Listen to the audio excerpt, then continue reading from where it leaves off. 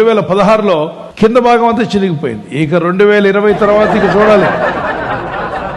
1940లో ఎలా ఉండేవారంటే తల మీద టోపీ, చక్కగా డ్రెస్ అప్ అయి వెళ్ళేవారు, షూ కూడా పాలిష్ చేసుకుని వెళ్ళేవారు. ఇప్పుడు 2020లో చూడండి, మరి నిజంగా నిలబడి ఉన్నాడా లేకపోతే అర్జెంట్ అవసరంలో కూర్చున్నాడో కూడా మనకు అర్థం కావట్లేదు. ఒక వింత ఫ్యాషన్ వచ్చేసింది, వింత పోకడ, ఆ విధానం మారిపోయింది. అప్పుడు చూడండి నీట్గా జెంట్లుగా ఉండేవాళ్ళు. అప్పుడు మనసులు బాగుండేవి, మనసాక్షులు బాగుండేవి. మనస్సు బాగున్నప్పుడు మన వస్త్రాలు కూడా బాగుంటాయి. రోడ్డు తిన్నగా నీట్గా ఉంటే ఎలా ఉంటుంది, ఆ గతకల రోడ్డు నిండా ఆ మురికి నీళ్ళు ఎలా నిండిపోయిందో, ఆ రోడ్డు ఎలా పాడైపోయిందో, వీళ్ళ డ్రెస్ కూడా అలా పాడైపోయి వేసుకుంటున్నారు. అంటే మనసులు పాడైపోయాయి.